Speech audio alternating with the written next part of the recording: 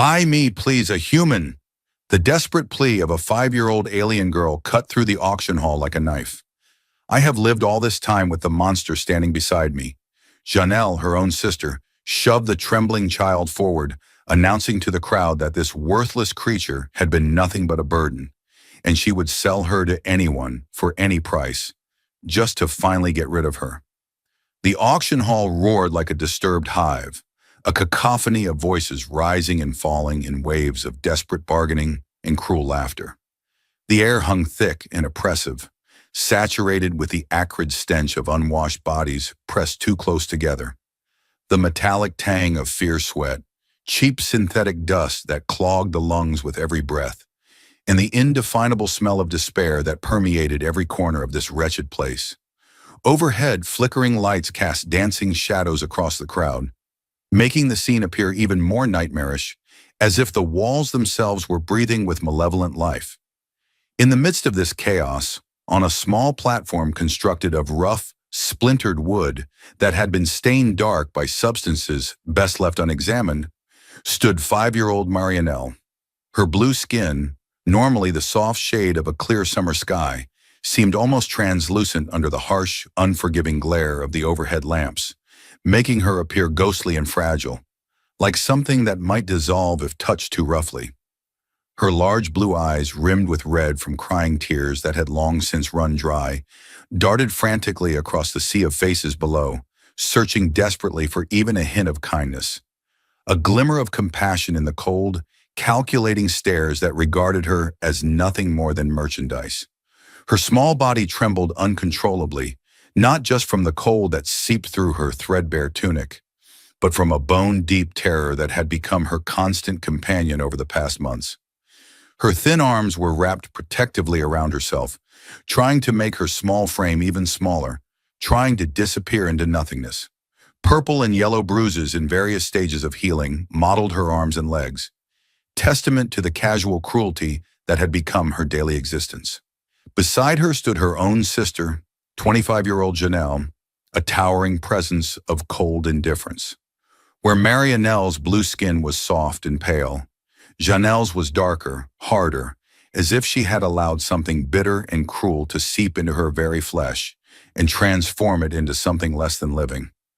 Her face, which might once have been beautiful, was now a mask of contempt, her features twisted into an expression of such profound disgust that it seemed to physically hurt anyone who looked upon it. Her eyes, the same shade of blue as her sister's, held none of the warmth or vulnerability that still flickered in Marianelle's terrified gaze. Instead, they were cold and flat, like chips of ice that had never known the warmth of sunlight. "She is just a burden." Janelle's voice cut through the noise of the auction hall like a whip crack, harsh and unforgiving. Her words were calculated to wound, designed to strip away any remaining dignity her sister might still possess. Completely useless. Cannot even clean properly without breaking something. I have fed her for 5 years and gotten nothing in return. She reached down and grabbed Marianelle by the thin fabric of her tunic, her fingers digging cruelly into the small shoulder beneath, and shoved her forward with such force that the child stumbled and nearly fell off the edge of the platform. Marianelle's bare feet scrambled for purchase on the rough wood, her knees buckling as she caught herself at the last moment. The movement sent a sharp pain shooting through her left ankle, which had been twisted badly 2 days ago when Janelle had pushed her down a flight of stairs. She bit down hard on her lower lip to keep from crying out, tasting blood as her teeth broke through the delicate skin. She had learned through bitter experience that any sound of pain or distress only brought more punishment, more cruelty. Silence was survival. "Look at her!" Janelle continued her vicious tirade, her voice rising to a near shriek that could be heard even in the furthest corners of the hall. "Pathetic, weak, but she is young enough to train, young enough to break properly and mold into whatever you want." She grabbed Marianelle's arm and yanked it up, displaying the child as if she were nothing more than livestock at a market. "Starting bid is 50 credits. 50 credits for this useless creature. Someone take her off my hands." The crowd below stirred with mild interest. Most of the assembled buyers were hardened by years of dealing in flesh, whether willing or unwilling. Slaves were a common commodity on the frontier, where law held little sway and power was measured in strength rather than justice. Some looked at Marianelle with calculating eyes, weighing her potential value against the cost of feeding and housing her until she was old enough to be useful. Others sneered openly, their expressions suggesting they saw her as nothing more than an amusing curiosity, a blue-skinned oddity to be used for entertainment and then discarded when they grew bored. A very few, looked away uncomfortably, unable to meet the desperate plea in her eyes. These were the ones who still retained some fragment of conscience, some small voice that whispered that what was happening here was wrong. But even they did nothing. In a place like this, compassion was weakness, and weakness meant death. They had their own survival to worry about. Standing near the back of the crowd, partially obscured by the press of larger bodies, was Gareth. He was a man of about 40 years, though his weathered face and the deep lines carved around his eyes made him appear older. His skin was tanned dark brown from years of exposure to harsh suns, and his hands visible where they rested. On his belt were heavily calloused and marked with the scars of a lifetime spent in hard labor and harder fighting. His hair, once dark brown, was now liberally streaked with gray, and he wore it tied back from his face with a strip of leather. He had come to this wretched settlement seeking supplies, nothing more. His small cabin, located 3 days' hard travel from this place, was running low on essentials that he could not make or hunt for himself. Salt, metal needles, a new whetstone for his knives. The frontier was a harsh mistress that demanded constant preparation, constant vigilance. He had planned to conduct his business quickly and efficiently, then disappear back into the wilderness that had been his home for the past 5 years, ever since the day his world had ended in blood and screaming. He had not planned to attend the slave auction. The very concept repulsed him, stirred something angry and bitter in his chest. But the trading post and the auction house shared the same courtyard, and the noise of the auction had drawn him despite his better judgment. Perhaps it was morbid curiosity. Perhaps it was some masochistic need to remind himself of just how cruel the universe could be. Or perhaps it was something else, some instinct he did not yet understand, that pulled him toward this place at this moment. His eyes had scanned the platform with detached disinterest, seeing the parade of misery that was so common in such places. Criminals sentenced to servitude, prisoners of war, those who had fallen into debt and sold themselves to pay it off. The usual parade of human suffering, rendered mundane by its very commonness.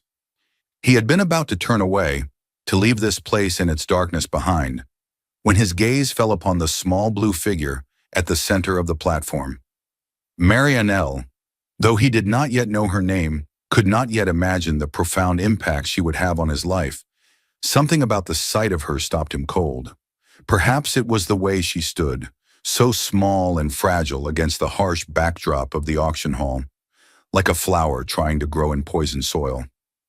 Perhaps it was her eyes, those impossibly large blue eyes that held such depths of pain and terror and desperate dying hope.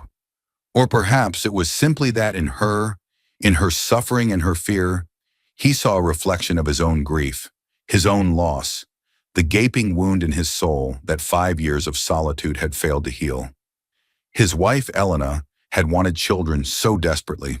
She had spoken of it often, especially in the quiet moments before sleep, her head resting on his chest, her breath warm against his skin. She had painted pictures with her words of the family they would build, of the life they would create together in this harsh land.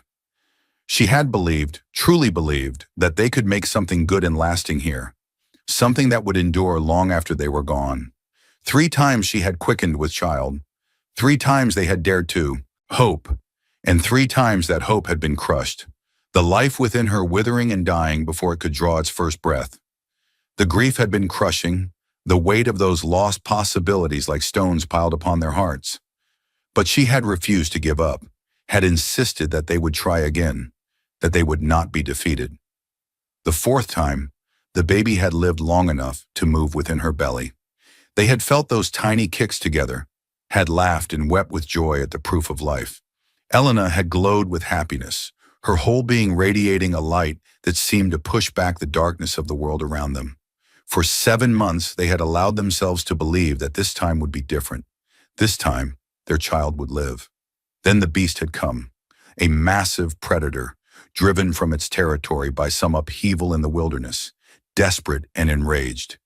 It had attacked at night, smashing through the wall of their small cabin with a force that sent splinters of wood flying like deadly projectiles. Gareth had fought it, had driven it back with blade and fury, but not before it had dealt a terrible blow, its claws raking across Elena's swollen belly with lethal precision. She had died slowly, over the course of 3 agonizing days, the poison from the creature's claws burning through her system like liquid fire. The child had died within her on the first day, its tiny heartbeat faltering and then ceasing, taking with it all their dreams of the future. Elena had lingered for 2 more days, fevered and delirious, calling out for their baby, begging Gareth to save them both. He had held her hand and watched helplessly as the light in her eyes dimmed and finally went out, leaving him alone in a world that suddenly held no purpose, no meaning. He had tracked the beast afterward, had pursued it with single-minded determination until he found its den. He had killed it, killed its mate, killed every one of its young, driven by a rage so complete and consuming that it left no room for anything else. He had bathed in their blood, had screamed his grief and fury into the uncaring wilderness until his voice gave out. And when it was done, when the last body lay cooling at his feet, he had felt nothing. No satisfaction, no sense of justice served, only emptiness. For 5 years he had existed in that emptiness. He hunted because he needed to eat. He maintained his cabin because he needed shelter. He occasionally came to settlements like this one because he needed supplies. But he did not live. He merely existed, going through the motions of survival without purpose or hope. He had convinced himself that this was enough, that this half-life was all he deserved, all he was capable of. Now, looking at this terrified child on the auction platform, something cracked inside the armor he had built around his heart. In her eyes, he saw the same desperate loneliness that had haunted him for 5 years. In her trembling frame, he saw vulnerability that needed protection. In her suffering, he saw a purpose that had been absent from his life for too long. He did not understand why this child, this stranger, should affect him so profoundly.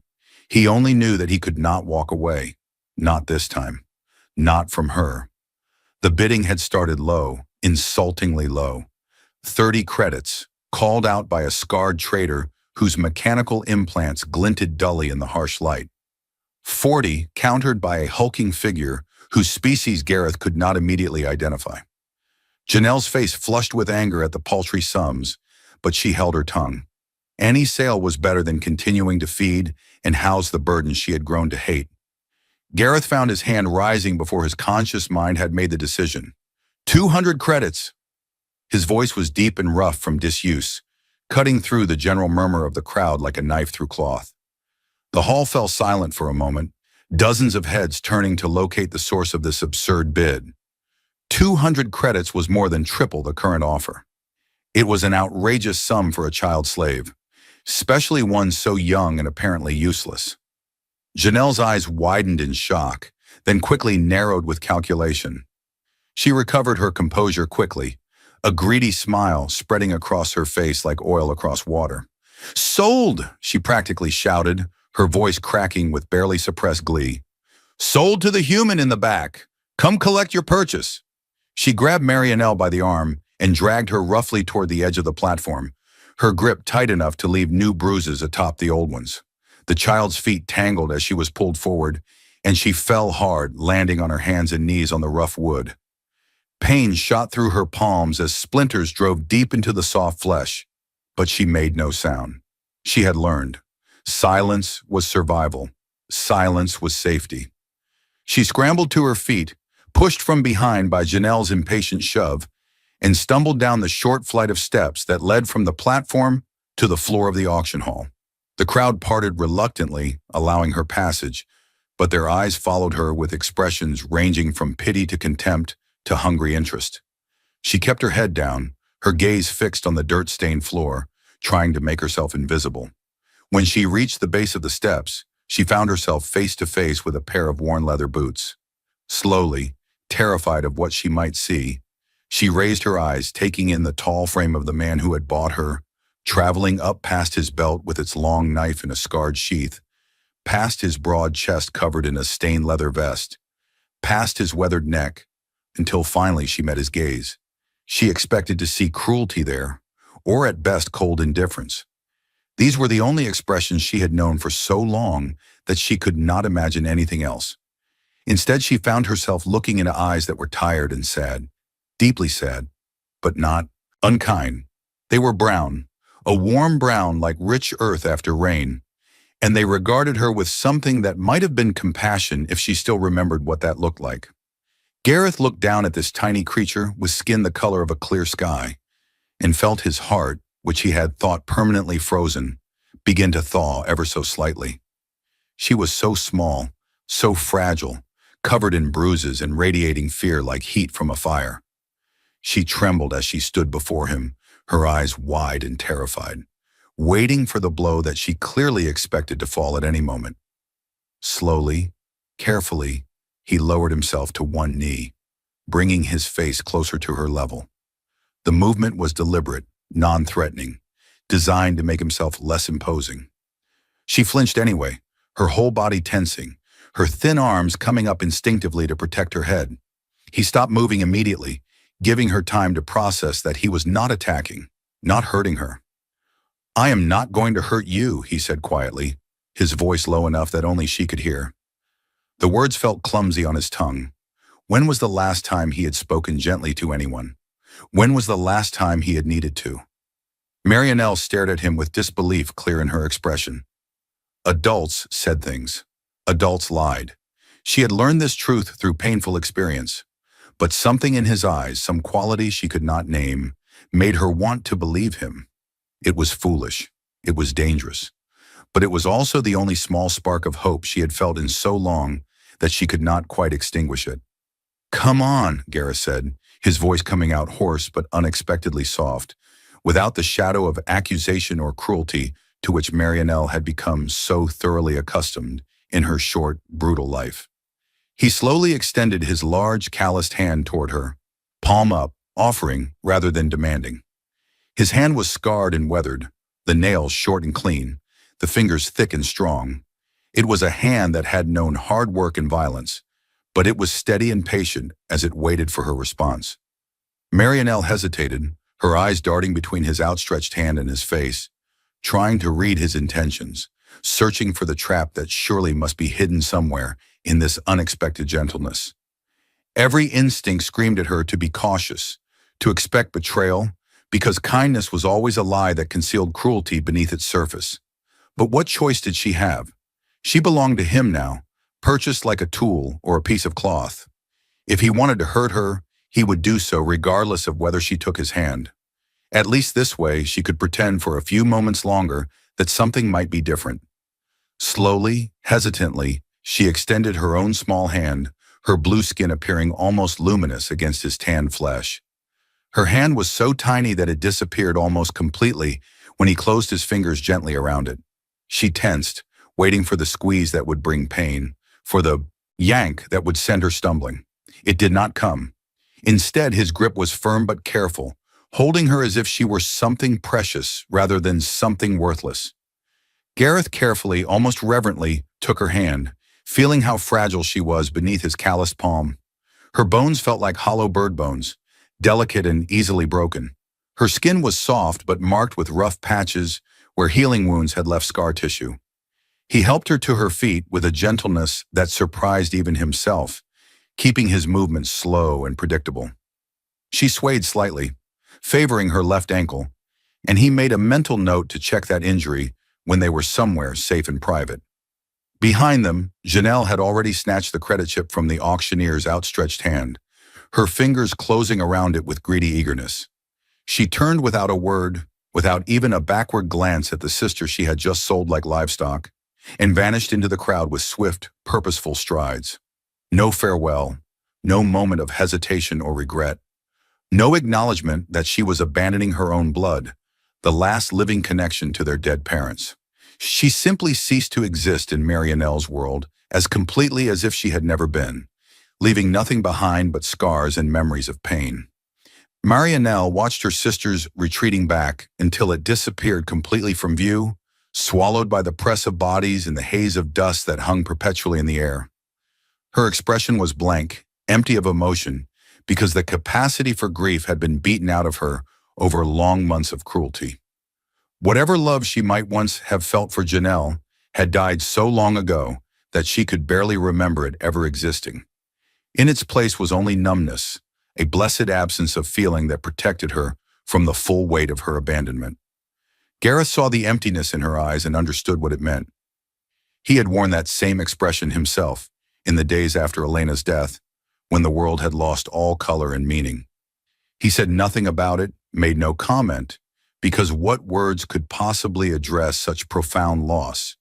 Instead, he simply held her hand and led her away from that place of suffering, away from the auction hall with its stench of fear and despair, out into the harsh sunlight of the courtyard beyond.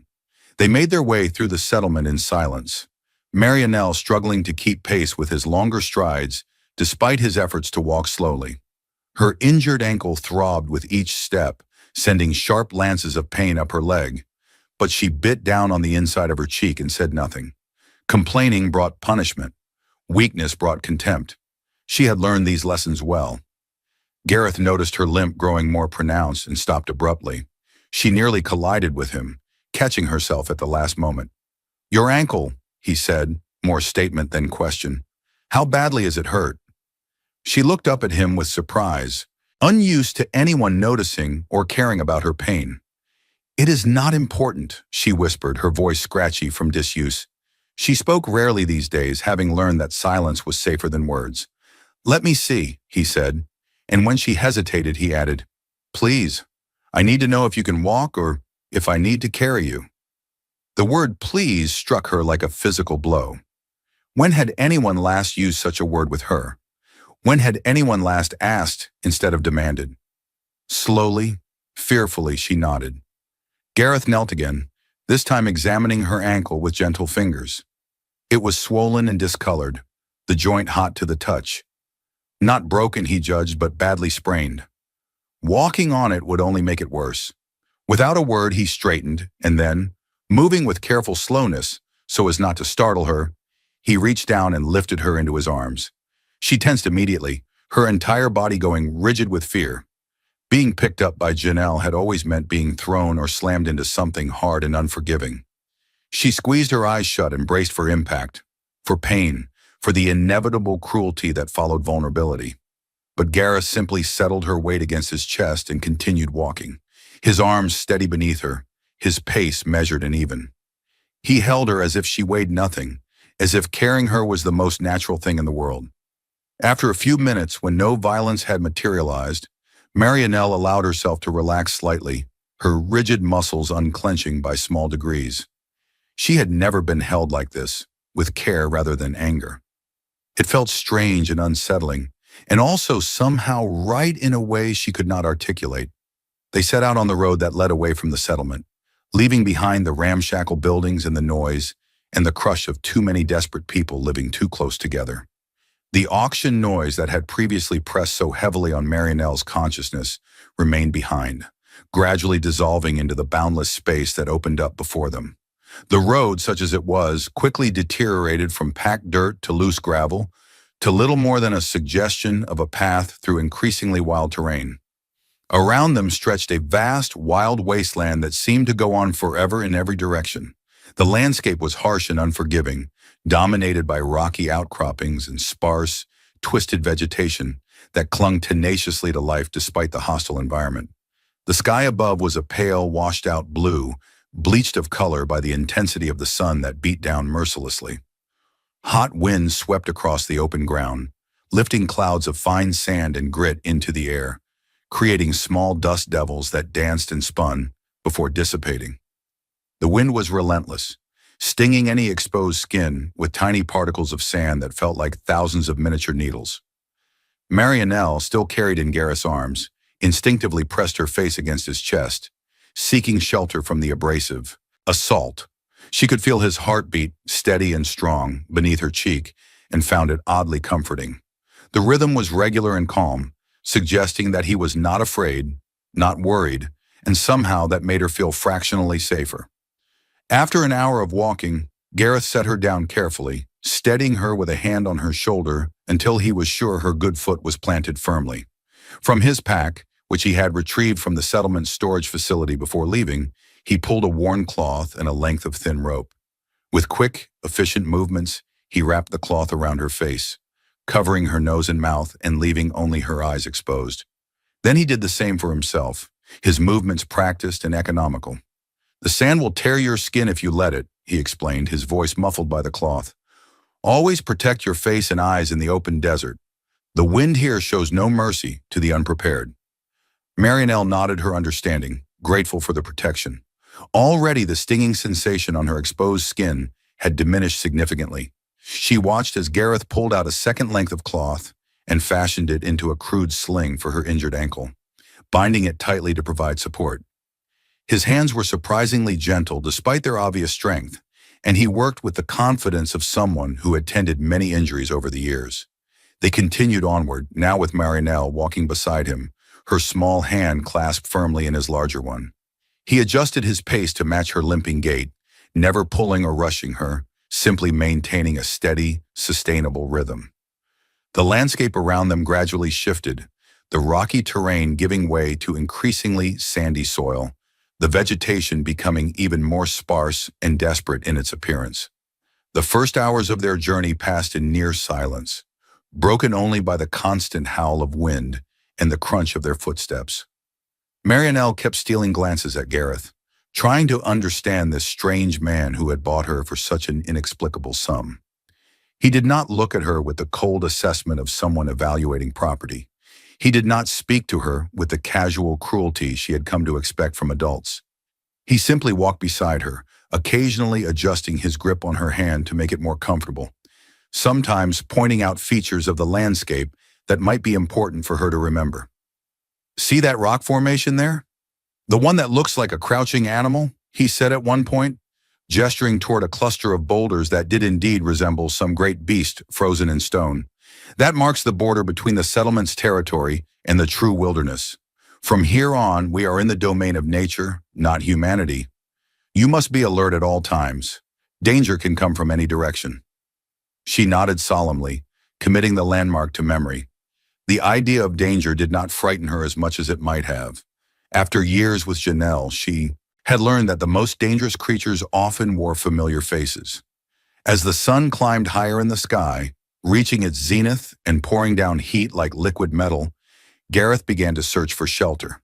The temperature had become dangerous, the air shimmering with waves of heat that distorted vision and made breathing feel like inhaling fire. Marianelle's steps had become increasingly unsteady, her small body struggling to cope with the extreme conditions.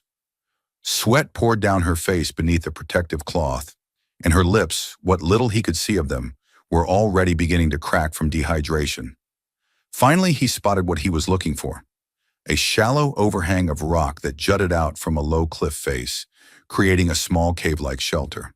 The opening was narrow, barely large enough for an adult to squeeze through, but inside it opened up into a space perhaps 6 feet deep and wide enough for several people to lie down comfortably. The rock walls would provide insulation from the worst of the heat, and the overhang would shade them from the direct rays of the sun. "In here," he said, guiding Marianelle toward the opening. She hesitated at the entrance, the darkness within triggering memories of the small, lightless room where Janelle had often locked her for days at a time. Gareth sensed her reluctance and squeezed her hand reassuringly. "It is safe, I promise. The darkness here is your friend, not your enemy. It will keep us cool while the sun rages outside." Still uncertain but trusting him more than her own fears, Marianelle allowed him to lead her inside. As her eyes adjusted to the dimness, she saw that he was right. The temperature inside the shelter was noticeably cooler, the rock walls radiating a pleasant chill that made the oppressive heat outside seem like a distant memory. The floor was sandy but relatively level, and there were no signs of recent animal occupation, no droppings or bones, or the musky scent that indicated a den. Gareth unslung his pack and began to unpack essential items. A worn blanket that he spread on the ground for her to sit on, a water skin that he opened and offered to her first. Marinelle took it with trembling hands and raised it to her lips, pulling down the cloth that covered her face. She drank greedily at first, the cool liquid soothing her parched throat, washing away the grit and dust that had accumulated there. Then she stopped herself abruptly, lowering the water skin with water still sloshing inside. Fear flashed across her face, a learned response born of countless punishments for taking too much, for being greedy, for daring to satisfy her own needs. She held the water skin out to Gareth, her hands shaking, her eyes downcast in anticipation of anger or retribution. "Drink," he said simply, making no move to take the water skin from her. "Drink as much as you need. There is enough for both of us, and I know where to find more. You do not have to ration or deny yourself here. Not with me." She looked at him with disbelief evident in every line of her small face. "But if I drink too much, there will not be enough for you," she whispered, her voice barely audible. "Then I will go thirsty until we find more water," he replied calmly. "But I will not let you suffer from dehydration because you are afraid of taking what you need. Drink, Marianelle. That is not a request. That is me telling you that your well-being matters." It was the first time he had spoken her name, and hearing it said without anger or contempt made something inside her crack and shift. Slowly, carefully, she raised the water skin to her lips again and drank more, allowing herself to satisfy her thirst rather than stopping at the bare minimum required for survival. The water was warm and tasted faintly of the leather container, but to her it might as well have been the finest beverage ever created. When she finally lowered the water skin, having drunk her fill, she wiped her mouth with the back of her hand and offered it to Gareth again. This time he took it, drinking deeply himself before sealing it and setting it aside where they could both reach it easily. Then he pulled out a small package wrapped in cloth and opened it to reveal dried meat and hard bread, travel rations designed to last long periods without spoiling. He broke the bread in half and gave her the larger piece. He divided the meat similarly, again giving her the greater portion. Marianelle stared at the food in her hands, her stomach clenching with hunger at the sight and smell, but she did not immediately eat. Instead, she looked at his portions and then at hers, clearly doing mental calculations. "You gave me more," she said uncertainly. "You need it more," he replied, already biting into his own piece of bread. "You are still growing, and you have not been eating well for some time. I can see your ribs through your tunic. You need to build your strength back up. But you are bigger. You need more food to maintain your energy," she argued, displaying a logic that surprised him with its sophistication. "I am also better fed and more accustomed to privation," he countered. "I have learned to function on minimal rations when necessary. You have not had that luxury. Now eat before the food gets warm and even less appealing than it already is." She ate slowly, savoring each bite despite the tough, chewy texture of the meat and the hardness of the bread. It was far from the worst food she had ever been forced to consume. At least it was real food, not the scraps and refuse that Janelle had often thrown at her. And it was hers, given freely without conditions or the expectation that she would have to do something degrading or painful to earn it. They rested in the shelter while the sun completed its journey across the sky, waiting for the temperature to drop to more survivable levels. Gareth used the time to examine Marinelle's injuries more thoroughly, checking her ankle, the bruises on her arms and legs, the healing cut on her cheek that she had almost forgotten about. His touch was clinical but gentle, the touch of someone accustomed to dealing with wounds. "Your sister did this to you," he said, and it was not a question. Marinelle nodded, not trusting her voice. What was there to say? Yes, her sister had hurt her. Yes, her own blood had treated her worse than an animal. These were facts, unchangeable and undeniable. "She will not hurt you again," Gareth said with quiet intensity. "No one will. Not while I draw breath. Do you understand me? You are under my protection now, and I do not take that responsibility lightly." She wanted to believe him. She desperately wanted to believe that someone in this cruel universe might actually care about what happened to her. But belief was dangerous. Hope was dangerous. They left you vulnerable to disappointment and betrayal. Still, looking into his eyes, seeing the determination there, she found herself nodding. Perhaps this time would be different. Perhaps this man, This stranger who had bought her for reasons she could not fathom might actually mean what he said. As the afternoon waned and the heat began its slow retreat, they emerged from the shelter and continued their journey. The landscape had changed during their rest, the sun's movement altering the play of shadows and light across the rocks and sand. What had been a punishing, hostile environment began to reveal a stark beauty. The harsh angles of stone and the endless sweep of desert creating patterns and textures that were almost artistic in their composition. Marianelle, frightened by the endless spaces and the profound unknown that stretched before her, instinctively moved closer to Gareth's leg, pressing against him for reassurance. He, feeling her trembling and sensing her need for additional comfort, stopped walking and removed his old worn cloak from his pack. The garment was made of heavy fabric that had been patched and repatched many times, and it smelled of smoke from countless campfires and leather from years of use, and the indefinable scent that was uniquely his own. He draped it around her small shoulders, wrapping her carefully in its folds. The cloak was far too large for her, the hem dragging on the ground behind her and the shoulders hanging down past her elbows. But it created a protective cocoon that helped shield her from both the wind and the psychological vastness of their surroundings. The weight of it was comforting, like a tangible reminder that she was not alone. "Do not be afraid," Gareth whispered, his words barely audible in the constant howl of the wind. But to Marianelle they sounded like the sweetest melody she had ever heard. A promise made, and she was beginning to believe, a promise that might actually be kept. The desert is harsh, but it is also honest. It will not pretend to be something it is not. Learn to read its signs, learn to respect its power, and you can survive here. I will teach you everything you need to know.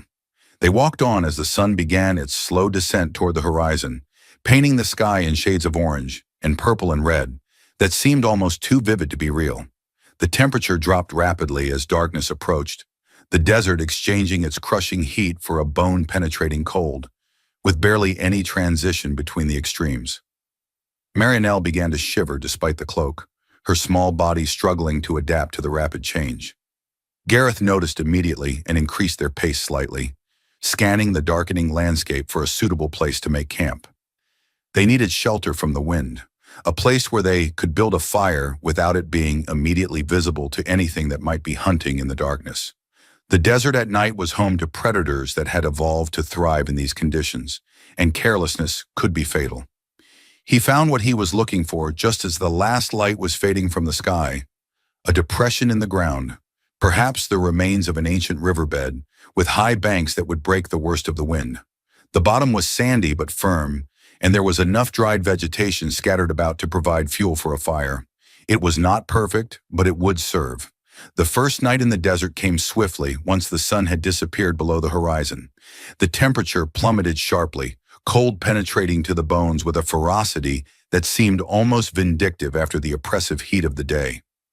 Marianelle, despite the protection of Gareth's cloak, could not stop shivering, her teeth chattering audibly, her lips taking on a bluish tinge that had nothing to do with her natural skin color.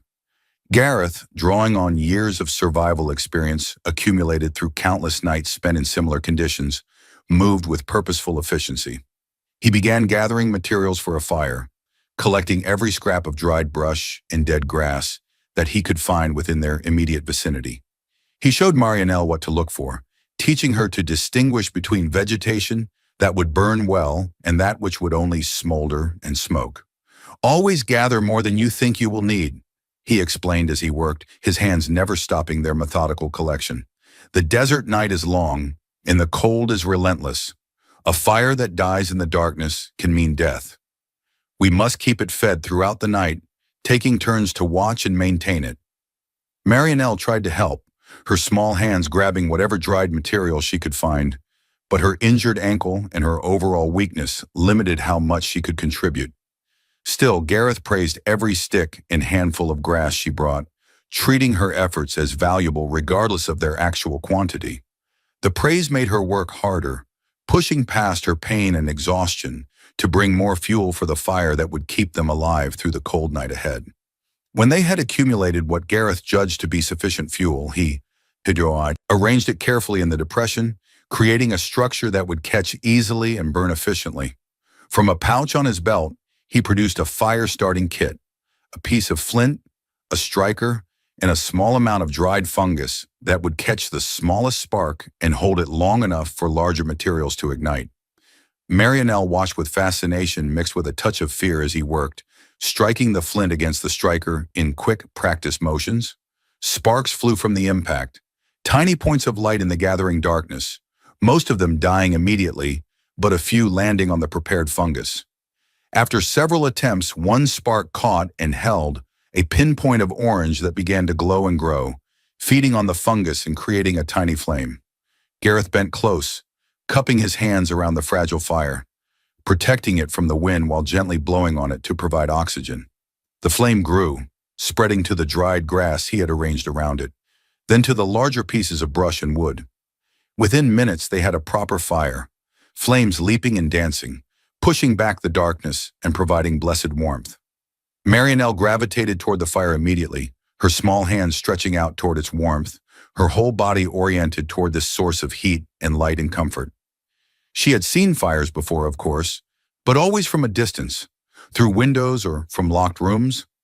This was the first time she had been allowed to actually sit beside one, to feel its warmth on her face, to watch the hypnotic dance of flames. It was beautiful and slightly frightening and absolutely mesmerizing. "Fire is life in the desert," Gareth said, settling himself across from her with his back to a boulder that would provide support and protection from anything approaching from behind. "It provides warmth, light, protection, and the ability to cook food. But it is also dangerous if not respected. Never take fire for granted. Never assume you can control it completely. Treat it with respect, and it will serve you well. Become careless, and it will consume you." She nodded solemnly, absorbing the lesson. Everything Gareth told her felt important, felt like knowledge that might mean the difference between life and death. She wanted to learn it all, wanted to understand this harsh world and how to survive within it. Knowledge was power, and power was survival, and survival was all that mattered. They sat in silence for a while, each lost in their own thoughts. The only sounds the crackling of the fire and the distant howl of wind across the desert. Marianelle's eyes began to droop despite her determination to stay alert. The warmth of the fire, combined with the exhaustion from the day's journey and the emotional turmoil of everything that had happened, was pulling her inexorably towards sleep. "Rest," Gareth said softly, noticing her struggle. "I will keep watch. Nothing will harm you while I am awake." "But you need to sleep too," she protested weakly, the words slurring slightly as fatigue dragged at her. "I will sleep later, after you have rested. For now, you need it more than I do. Sleep, little one. You are safe here." Marianelle wanted to argue further, wanted to insist that she could help keep watch, but her body had other ideas. Almost against her will, she found herself curling up on her side near the fire, still wrapped in Gareth's cloak, using her arm as a pillow. The ground was hard and sandy, far from comfortable, but compared to the cold floors and cramped spaces she had endured for so long, it felt almost luxurious. As sleep claimed her, pulling her down into darkness, her last waking thought was surprised that she felt safe enough to sleep at all. For the first time in longer than she could remember, she was not afraid of what might happen while she was unconscious and vulnerable. Gareth had said he would protect her, and despite every reason not to, she believed him. The night passed slowly. Gareth sat vigil through the dark hours, feeding the fire periodically, watching and listening to the desert around them. Strange sounds echoed through the darkness, the calls of nocturnal creatures going about their business, the scrape of claws on stone, the rush of wings overhead. Each sound required assessment, evaluation of whether it represented a potential threat or merely the normal activity of the wild. Several times he saw eyes reflecting the firelight from beyond their small circle of illumination. Curious predators, drawn by the fire or the scent of potential prey, but wise enough to keep their distance from the flames and the vigilant human who tended them. Gareth kept his knife close at hand, ready to defend their camp if necessary, but the watchers remained watchers and did not approach. As dawn approached, painting the eastern sky with pale streaks of pink and gray, Gareth finally allowed himself to rest. He added more fuel to the fire, ensuring it would burn for several more hours, then positioned himself where he could still see Marianelle and wake quickly if needed. Sleep came to him swiftly, the deep, dreamless sleep of a man whose body knew how to take rest when it was available. The sun was well above the horizon when Marianelle woke, startled and disoriented by the unfamiliar surroundings. For a moment, panic gripped her as she struggled to remember where she was and how she had gotten there. Then memory returned. The auction, Gareth, the journey through the desert, the fire. She was safe. She was not alone. She sat up carefully, her body stiff and sore from sleeping on the hard ground and from the previous day's exertions. Her ankles still throbbed, but the pain had decreased to a more manageable level, suggesting that the swelling was beginning to subside. She looked around their small camp, taking in details that had been obscured by darkness the night before. Gareth was asleep nearby, his back against the boulder, his hand resting on the hilt of his knife even in sleep. His face looked different in repose. The harsh lines softened, the perpetual tension that normally marked his features temporarily absent. He looked younger and also more vulnerable, more human.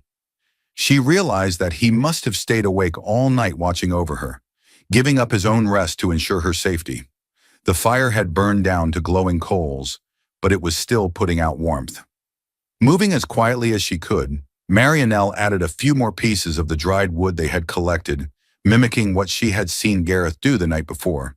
The fire accepted the new fuel gratefully, flames rising to embrace the fresh material, burning away the morning chill. The sound of the reviving fire woke Gareth instantly. His eyes snapped open, his body tensing, his hand tightening on his knife as he assessed potential threats with the automatic response of someone accustomed to danger. Then he saw Marianelle sitting by the fire, feeding it more wood, and he relaxed, a small smile touching the corners of his mouth. "Good morning," he said, his voice rough with sleep. "You let me sleep longer than I intended."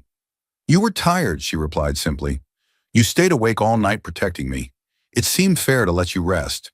"Fair," he repeated thoughtfully. "Yes, fair.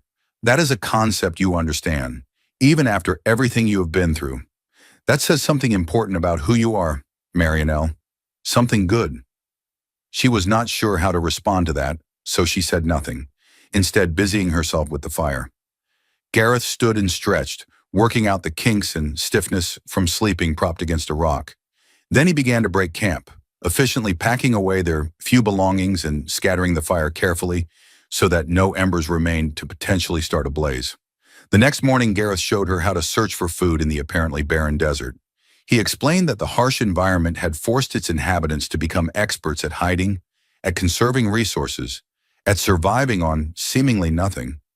But if you knew where to look, if you understood the subtle signs, the desert would provide enough to sustain life, if not abundantly, then at least adequately. He taught her to look for certain plants with gray-green leaves that signaled the presence of edible roots beneath the sand. These roots, when dug up and the outer layer scraped away, contained flesh that was surprisingly moist and nutritious, with a slightly sweet taste that was not unpleasant. The water content was low but significant enough to supplement their water-skin supplies. He showed her how to find the tiny beetles that live beneath flat rocks, how to crack their shells and extract the protein-rich meat inside. The taste was bitter and the texture unpleasant, but protein was protein, and survival often meant eating things that were far from appetizing. Marianelle forced herself to swallow the beetle meat without gagging, determined to show that she could do what was necessary. He shared with her his remaining dry rations, carefully dividing the dried meat and hard bread. The portion he gave her was noticeably larger than what he kept for himself, though he tried to make the division look equal. She noticed, of course, but understood that arguing would be pointless. He had made his decision, and his stubborn insistence on prioritizing her needs over his own was both frustrating and deeply touching. "When we reach my cabin, there will be plenty of food," he promised, seeing her concerned expression. "I have stores put by, enough to last through the winter if necessary. A few days of short rations will not harm me. But it is important that you maintain your strength. The journey ahead is not easy, and you need energy to make it." They continued their journey, each day blending into the next in a pattern of walking, resting during the hottest hours, and making camp when darkness fell. The landscape gradually changed, the flat desert giving way to increasingly rugged terrain dominated by rock formations and broken ground that made walking more difficult. The vegetation changed too, becoming slightly less sparse, with occasional patches of coarse grass and hardy shrubs that clung stubbornly to life in the cracks between stones. During the crossing of the high sand dunes, which seemed like endless waves of a frozen ocean, their crests sharp against the harsh sky and their slopes treacherous with loose, shifting sand, they suddenly encountered a pack of aggressive sand predators. The attack came without warning, these creatures with blue fur that blended almost perfectly with the sand, leaping out from behind a particularly large dune, their eyes glowing with predatory fury and hunger that had not been satisfied in too long. There were 6 of them, each as large as a wolf but built lower to the ground with powerful haunches designed for explosive bursts of speed and jaws capable of crushing bone with ease. Their blue fur rippled like water as they moved, creating an optical illusion that made it difficult to track their movements or judge distances accurately. Only their eyes betrayed their presence, burning yellow in the harsh sunlight, fixed on the 2 travelers with single-minded focus. Gareth reacted instantly, his movements quick and precise despite his apparent relaxed state just moments before. His hand flashed to the long knife sheathed at his belt, drawing the weapon in a smooth motion that spoke of countless hours of practice. The blade was well maintained, its edge sharp enough to reflect the sunlight like a mirror, its surface marked with the tiny scratches and discolorations that indicated heavy use over many years. Without hesitation or any visible fear, he decisively threw himself into battle, placing himself between Marianelle and the approaching danger. His face transformed, the gentle expression she had become accustomed to hardening into something cold and deadly, his eyes narrowing with focus, his jaw setting with determination. Each movement was economical, efficient, wasted nothing on flourishes or unnecessary dramatics. This was fighting distilled to its purest form, survival through superior skill and absolute commitment. "Get behind those rocks," he barked at Marianelle, his voice sharp and commanding, allowing no room for argument or hesitation. "Do not come out, no matter what you hear. Stay hidden." Marianelle, watching in horror from behind his back for the split second before she turned to run, saw his unbreakable strength and courage radiating from him like an invisible aura that seemed to push back against the physical threat of the predators. She saw how, despite the numerical advantage held by their attackers, he stood absolutely steadfast, his feet planted firmly in the sand, his blade held ready, his entire being focused on the single purpose of protecting her. She ran, her injured ankle screaming protest with each jarring impact, and threw herself behind a cluster of large boulders that jutted up from the sand like the bones of some ancient, buried giant. From this position, she could see the battle but was relatively protected from direct assault. She wanted to look away, wanted to close her eyes and block out the violence, but found herself unable to.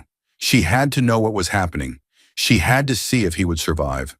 The first predator lunged, a blur of blue fur and flashing teeth, aiming for Gareth's throat with the precision of a creature that had killed many times before. Gareth met it with a swift sidestep that seemed almost casual in its execution, allowing the beast to pass within inches of him, while his knife flashed out in a quick, controlled slash.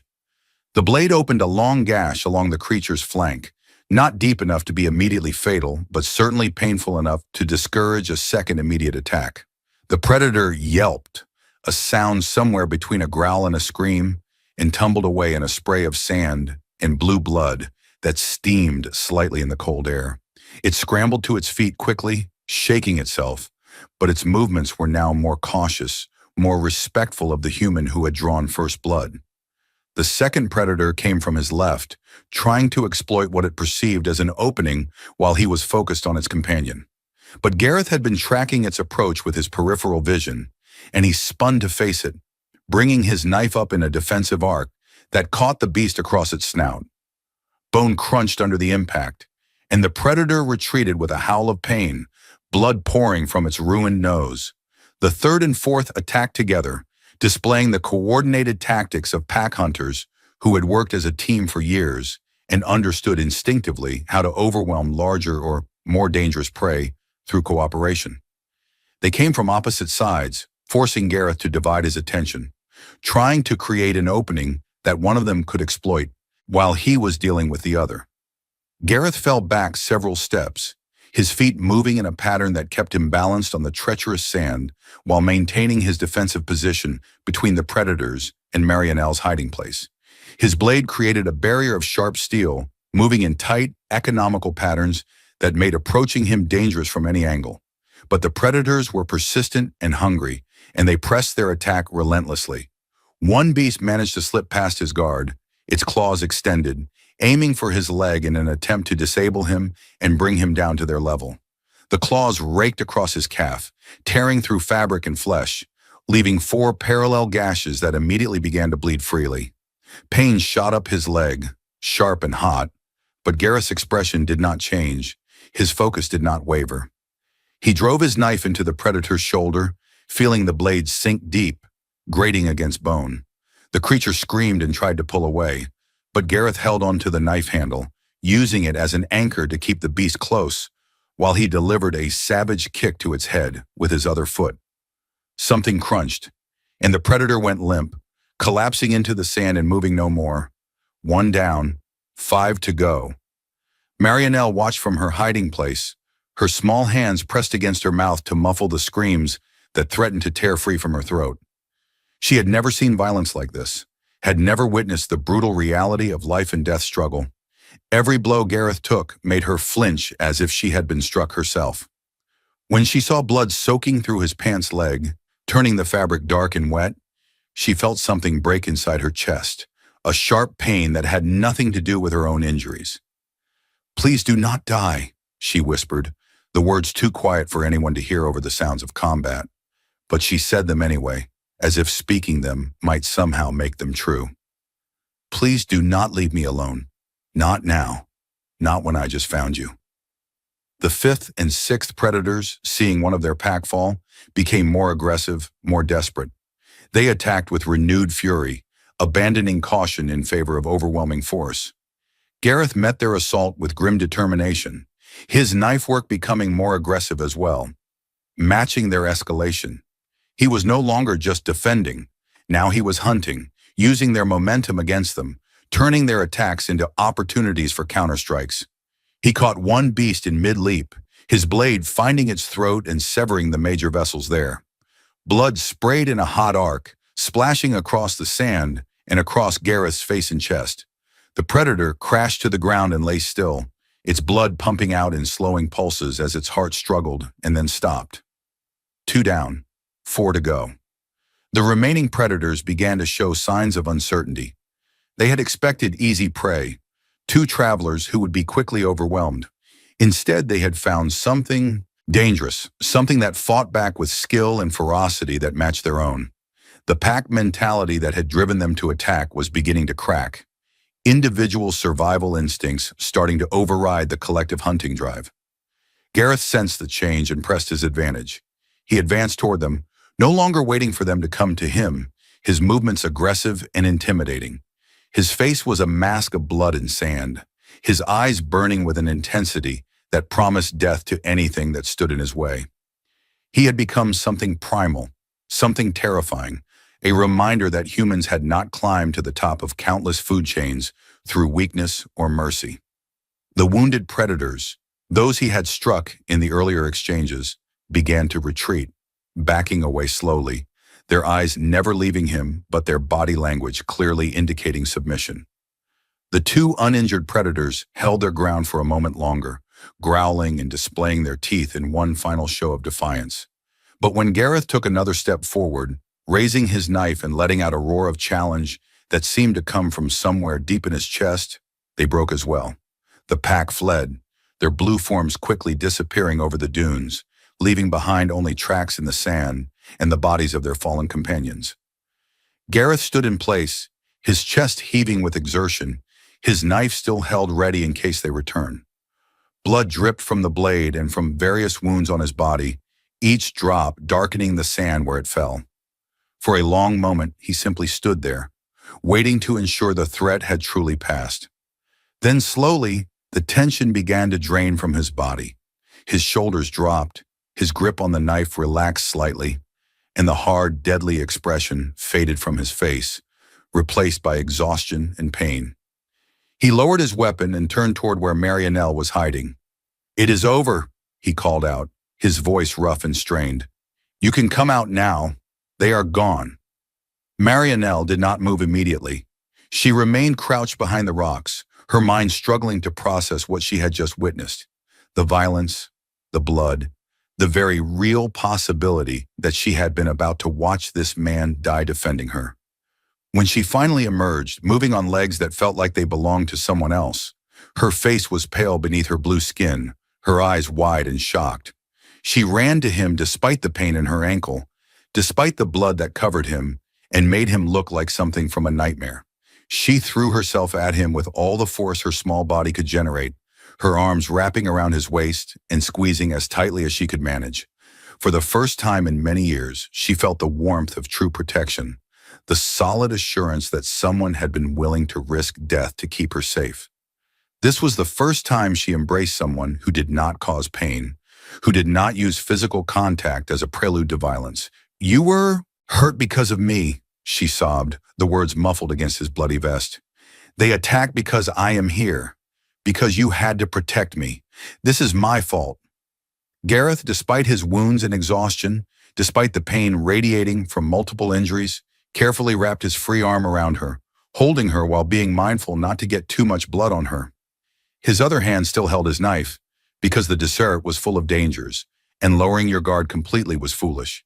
But he held her with as much gentleness as he could manage, let her cling to him, and cry out the fear and horror of what she had witnessed.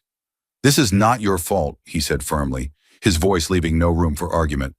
"Those creatures attacked because they were hungry, and we looked like prey. They would have attacked me just the same if I had been alone. Perhaps more aggressively even, because I would not have had warning while dealing with you. You did exactly what I told you to do. You hid, you stayed safe. You did well." "But you are bleeding," she insisted, pulling back slightly to look up at his face. "You are hurt. What if the wounds become infected? What if you die because you saved me?" "I am not going to die from these scratches," he assured her, managing a small smile despite the pain. "I have survived far worse. These will heal cleanly if properly tended, and I know how to tend them. You need not worry about me dying and leaving you alone, little one. I am much too stubborn to die easily." Gareth, despite his skill and experience, had received several deep scratches from the sharp claws of the predators, wounds that were bleeding freely and would require treatment soon to prevent infection or excessive blood loss.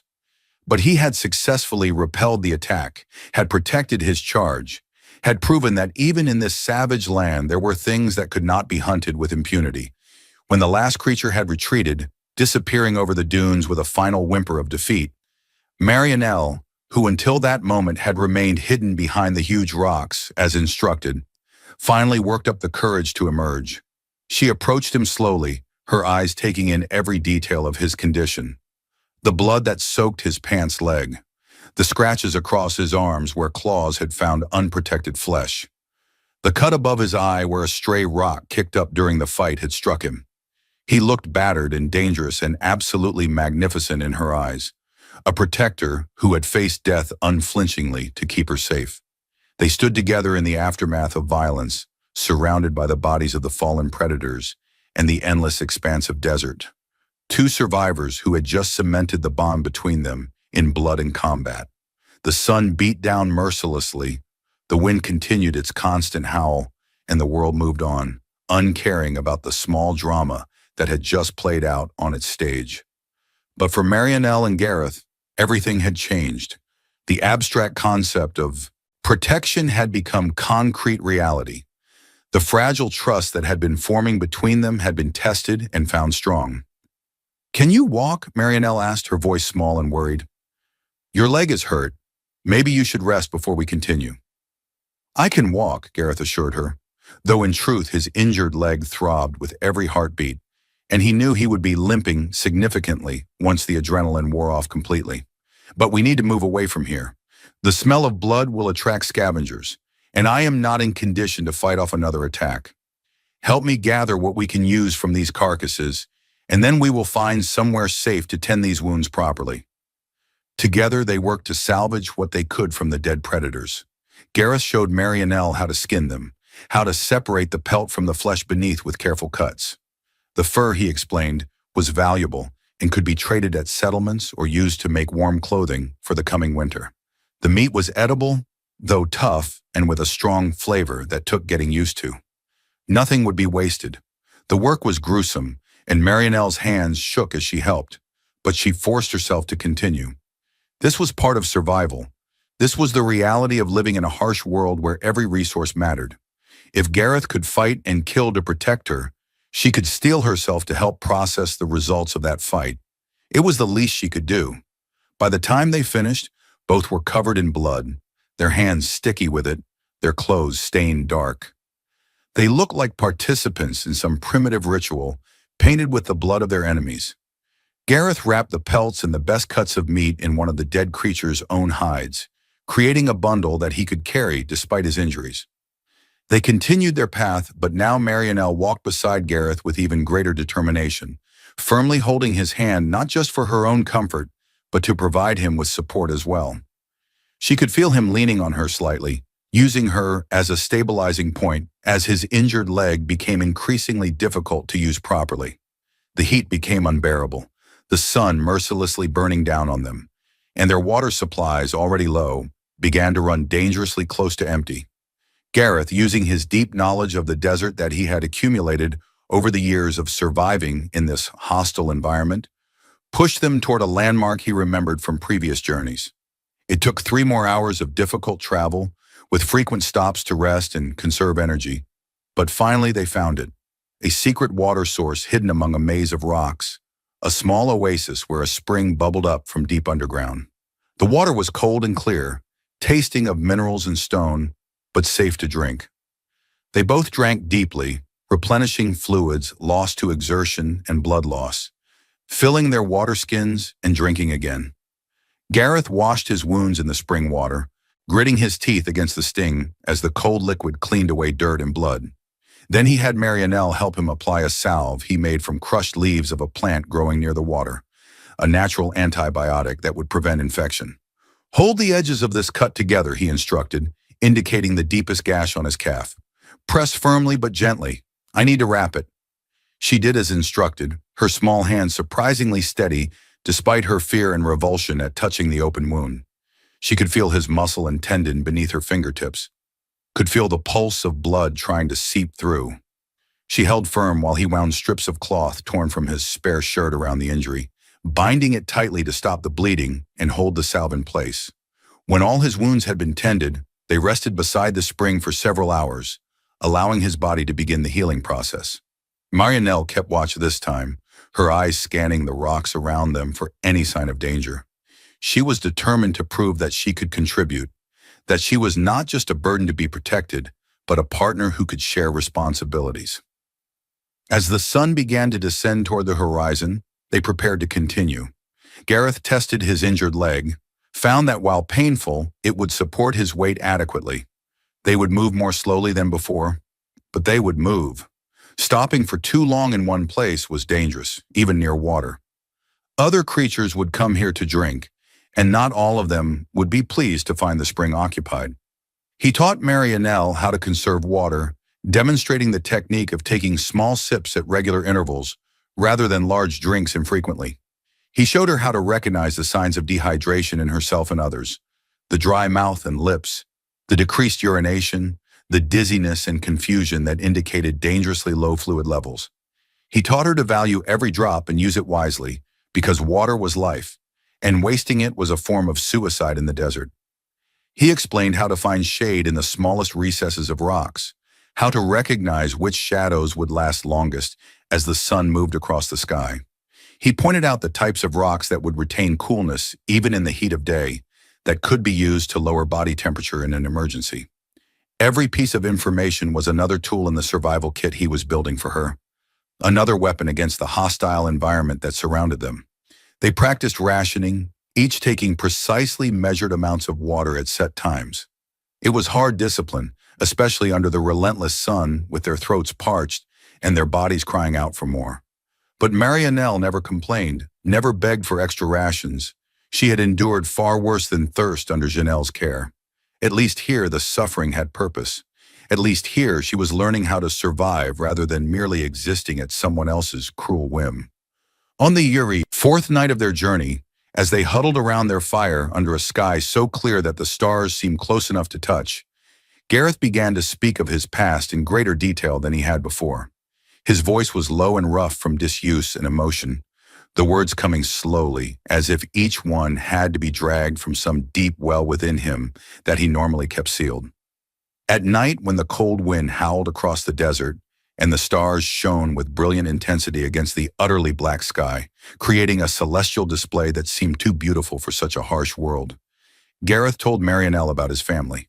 He told her about his wife Elena, her laughter that had sounded like water cascading over smooth stones, her dreams of building a life on this unforgiving frontier, her unshakable belief that humans could create something good and lasting, even in the most hostile environment.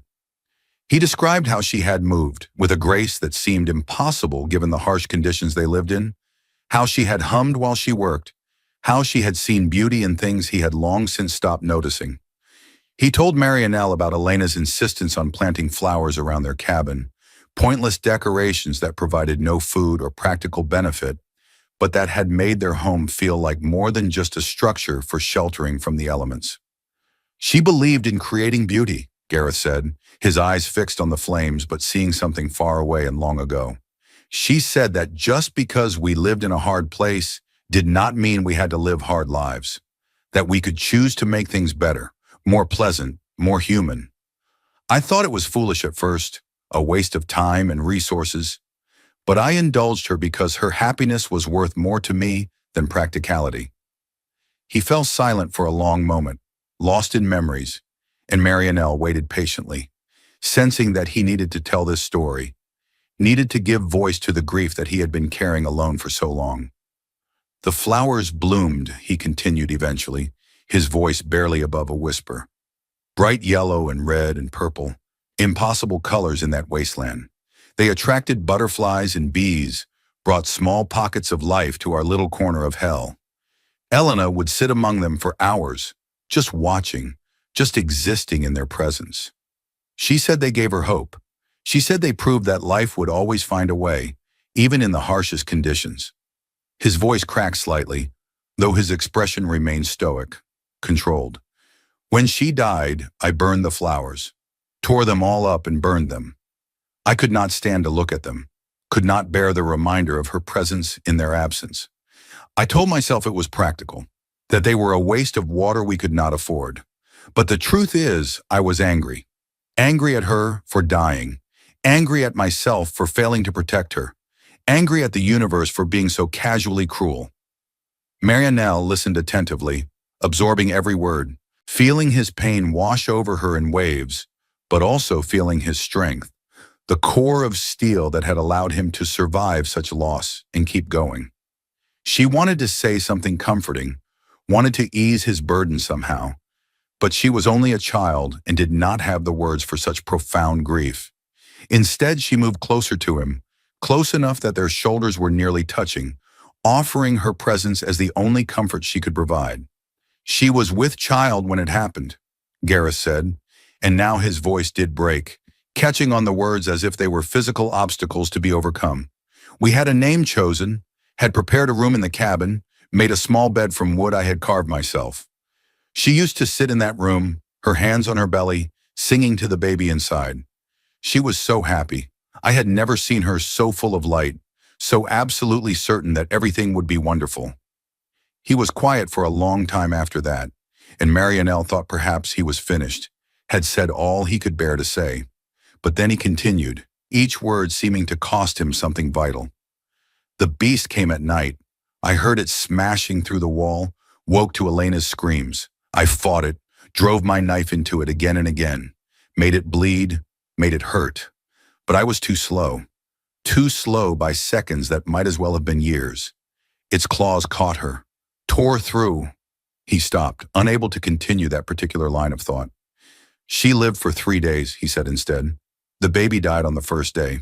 I could feel it, could feel when the movement stopped. When the little life that had been growing inside her just ceased, she knew it too. She stopped singing, just lay there burning with fever, asking me why this had happened, why our baby had to die. I had no answers. I still have no answers. Tears were running down his face now, though he seemed unaware of them, his eyes fixed on the fire as if he could find Elena's face in the flames. When she finally died, when her hand went slack in mine and her eyes stopped seeing, I wanted to die too. I wanted to follow her wherever she had gone, to be with her and our child in whatever comes after. But I did not have the courage, or maybe I had too much courage, I am still not sure which. So I kept living, kept moving, kept surviving without purpose or reason. His voice dropped to barely a whisper. Until I saw you on that platform. Until I saw the fear in your eyes and realized that maybe there was still something in this world worth protecting, worth fighting for. Maybe Elena's belief that we could make things better was not entirely foolish. Maybe I could honor her memory by saving you, by keeping you safe in a way I failed to keep her safe. Marianelle, her own eyes wet with tears for this man's loss and pain, reached out tentatively and placed her small hand over his larger one where it rested on his knee. He looked down at their joined hands, at the contrast between her smooth blue skin and his weathered, scarred brown flesh, and something in his expression softened. "Thank you for telling me," she said quietly. "Thank you for saving me. I know I cannot replace what you lost. I know I cannot take away your pain, but I promise I will try to be worth it. I will try to be worthy of the chance you have given me." "You already are," Gareth said, turning his hand over to gently squeeze hers. "You already are." They sat together in silence after that, two wounded souls finding comfort in shared presence, bound by loss and hope in the fragile beginnings of love. The fire crackled, the stars wheeled slowly overhead, and the desert night pressed close around them. But inside their small circle of light and warmth, they were not alone. They had each other, and for now that was enough. The days continued to blend together as they journeyed onward. Marianelle grew visibly stronger with each passing day, her body responding to regular food and relatively kind treatment with a resilience that surprised even Gareth. The hollow places in her cheeks began to fill out slightly. Her arms, though still thin, showed the first hints of wiry muscle developing beneath the blue skin. Most importantly, the constant fear that had clouded her eyes began to fade, replaced by curiosity and growing confidence. She became more actively engaged in their survival, moving beyond simply following instructions to anticipating needs and taking initiative. She no longer waited to be told to gather firewood, but collected it automatically whenever they stopped to rest. She searched for edible plants and roots with increasing skill, her eyes becoming trained to spot the subtle signs that distinguished food from poison. One day, as they were setting up camp, Gareth heard a small exclamation of triumph from where Marianelle was working. He turned to find her holding up a cluster of pale tubers, her face alight with pride. "I found these without help," she announced, bringing them to him for inspection. "They matched the description you gave me. The leaves were wilted and brown, almost invisible, but the stems had that distinctive red streak you mentioned. I dug carefully around them so as not to damage the roots." Gareth examined her find carefully, then nodded his approval. "Well done. These are excellent specimens, larger than most I have found recently. They will make a good addition to tonight's meal." The praise made her glow with happiness, and she immediately set off to search for more, moving with a spring in her step despite her still healing ankle. Gareth watched her go, marveling at the transformation. This was not the same broken child he had purchased at the auction. This was someone finding herself, discovering reserves of strength and competence that had been suppressed but never destroyed. Once they came upon a camouflage trap left by other hunters, a deep pit covered with branches and leaves that had been carefully arranged to blend perfectly with the surrounding terrain. Gareth, thanks to his keen wit and many years of experience reading the subtle signs of the desert, noticed it at the last moment. A slight depression in the ground that was just slightly too uniform to be natural. A pattern of vegetation that was too perfect, too symmetrical. He stopped abruptly, his arm shooting out to halt Marianelle mid-step. "Stop! Do not move!" His voice was sharp with urgency, instantly alerting her to danger. She froze, one foot raised, her eyes wide with sudden fear. "Look down," he instructed, pointing to the ground just ahead of where she had been about to step. "Do you see anything unusual about that patch of earth?" She looked carefully, studying the area he indicated. At first she saw nothing wrong, just more of the same rocky, sandy terrain they had been traversing all day. Then slowly she began to notice the inconsistencies he had spotted. The way the branches lay just a bit too neatly, the absence of animal tracks across the area, suggesting other creatures had learned to avoid it, the faint outline where the natural earth ended and the constructed covering began. "It is a trap," she breathed, her voice tight with the realization of how close she had come to falling in. "It is a trap," Gareth confirmed. "A deep one, from the size of the covered area. Probably 10 feet down at least, possibly with sharpened stakes at the bottom to impale anything that falls in. Other hunters set these to catch the large predators that roam this area, the ones whose pelts and meat are worth the effort of hauling back to settlements." He moved forward carefully, testing each step before committing his full weight, and began to dismantle the trap systematically. He showed Marianelle how to recognize the construction, how the weight-bearing sticks were positioned, how the camouflage was layered to create a convincing illusion of solid ground. "Always test uncertain ground with a stick or pole before stepping on it," he instructed as he worked, pulling away branches to reveal the pit beneath. "Probe ahead of you, especially in areas where hunters are known to operate. The few seconds it takes to test could save your life. Traps do not care whether you are human or animal, friend or foe. They kill indiscriminately." Marianelle peered into the revealed pit, seeing the sharpened stakes jutting up from the bottom, their points dark with what might have been old blood from previous victims. A cold shiver ran down her spine as she imagined falling onto those stakes. Imagined the agony of being impaled and left to die slowly, while waiting for the hunters to return and finish the job. "Why would they dig such a trap out here?" she asked. "There is nothing around. No animals, no people, nothing." "Predators follow game trails," Gareth explained, gesturing to the barely visible path that ran past the pit. "You would not notice it if you did not know to look, but there is a trail here that animals use to travel between water sources. The hunters know this and position their traps accordingly. It is a numbers game. Most days the trap catches nothing, but eventually something large and valuable will come along, and then the effort pays off." They continued onward, but Marianelle now walked with even greater caution, her eyes constantly scanning the ground ahead for signs of danger. The lesson had been learned viscerally, in a way that no amount of verbal instruction could match. The world was full of hidden dangers, and survival required eternal vigilance. As they traveled, they found other traps of various designs. Snares made from twisted fiber, designed to catch smaller animals by the leg or neck. Deadfalls where heavy logs would crush anything that triggered the release mechanism. Even crude arrow traps, where bent saplings would fire sharpened sticks at anything that disturbed the tripwire. Each trap they encountered became a lesson. Gareth showed Marianelle how to spot them, how to disarm them safely, and in some cases, how to reset them to better effect or take them apart for useful materials. The fiber from snares could be repurposed for other uses. The mechanisms from deadfalls could be studied and learned from. Nothing was wasted. Marianelle proved to be an excellent student, her mind quick and her memory reliable. She began pointing out potential trap locations before Gareth could, spotting the subtle signs that indicated human interference with the natural landscape. Her confidence grew with each successful identification, and with confidence came increased competence. "You have good instincts for this," Gareth told her after she identified her fifth trap of the day, a particularly well-disguised snare that even he had almost missed. "You see patterns, make connections. That is the mark of someone who will survive and thrive in this environment. You should be proud of how quickly you are learning." She smiled at the praise, a real smile that reached her eyes and transformed her face. "I have a good teacher," she replied. "You make things clear, explain not just what to do, but why to do it. That makes it easier to remember and understand."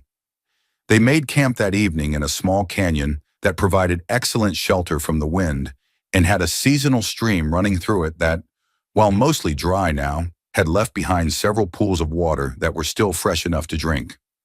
They filled their water skins, drank their fill, and then Gareth caught two small rabbit-like creatures that came to drink at the pools as darkness fell. He showed Marianelle how to skin and gut them, a messy process that made her slightly queasy at first, but that she forced herself to complete. The meat, roasted over their fire on sharpened sticks, was tough but flavorful, and they shared it equally, gnawing the meat off the bones and then cracking the bones themselves to suck out the marrow. Everything has value, Gareth explained as they worked. Meat for food, bones for tools or marrow, skin for leather, sinew for thread. We use every part, waste nothing, because resources are precious and must be respected. They finally approached his cabin on the 7th day of their journey. The desert had gradually given way to scrubland, which in turn had transitioned to the beginnings of true forest. The change had been gradual but profound, the air growing cooler and more humid, the vegetation becoming increasingly lush and varied. Where before there had been only sand and rock and harsh-edged survival, now there were trees and running water and the sounds of abundant wildlife. The cabin stood on a small hill surrounded by thick, wild forests that began where the desert ended.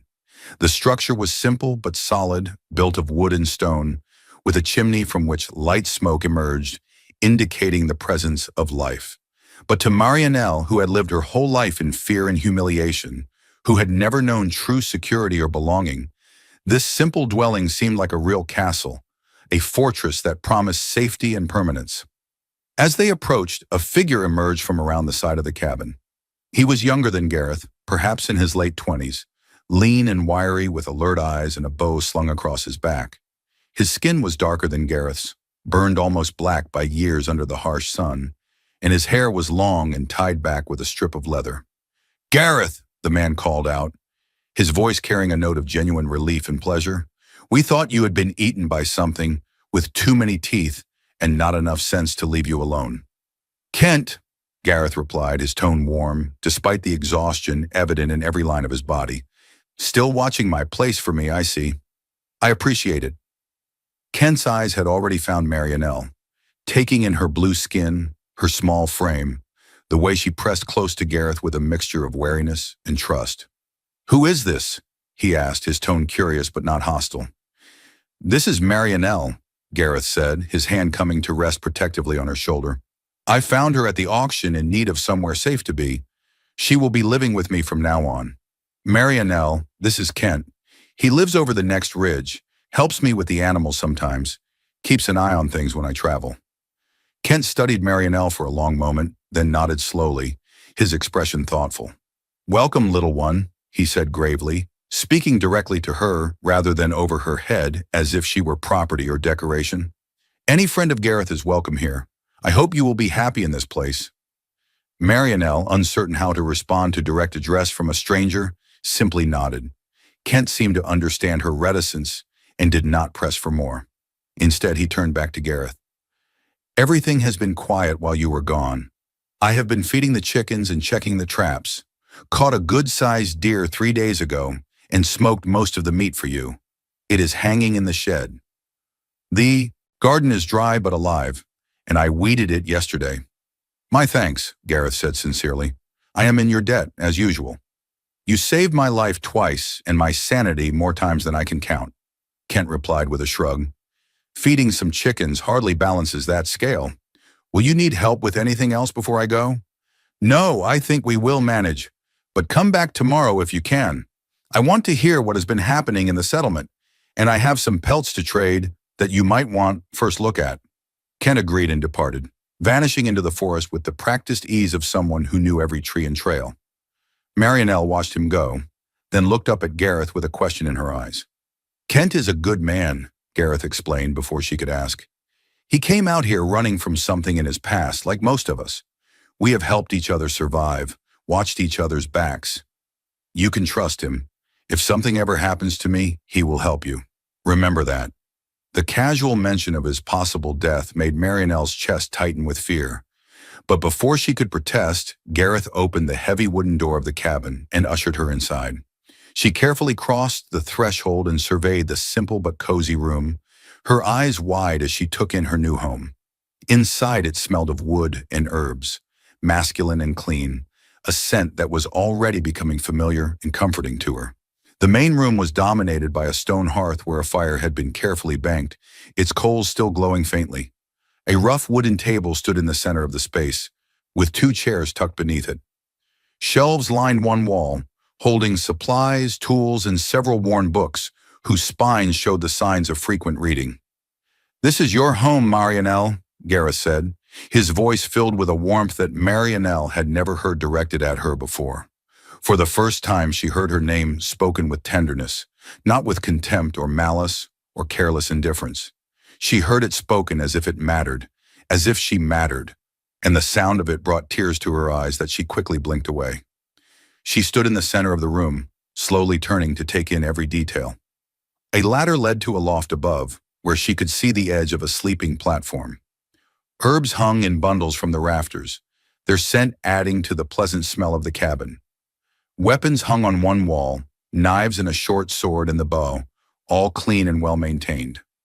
Everything spoke of someone who valued order and preparedness. "It is," she started, then stopped, struggling to find words adequate to express what she was feeling. "It is wonderful," she finally managed, her voice thick with emotion. "I have never had a home before. Not really, not like this." Gareth moved to the hearth and began building up the fire, adding fresh wood to the coals until flames sprang up cheerfully. "Now you do," he said simply. "This is your home for as long as you want it to be. No one will take it from you. No one will hurt you here. You are safe, Marianelle. Finally, truly safe."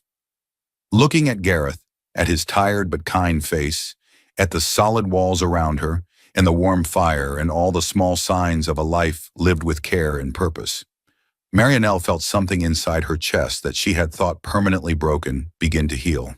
The fear and pain that had been her constant companions for so long began to recede, pushed back by the warmth of acceptance and protection. She no longer felt the crushing weight of terror or the hollow ache of absolute loneliness. He had become for her not merely a rescuer, not simply a purchaser or owner, but a friend, a guardian, and perhaps most importantly, something she had never dared dream of having again: a father. Someone who saw her as valuable, as worth protecting, as deserving of kindness and care. For the first time since her parents had died and left her in Janelle's cruel hands, Marianelle felt truly safe. She felt home.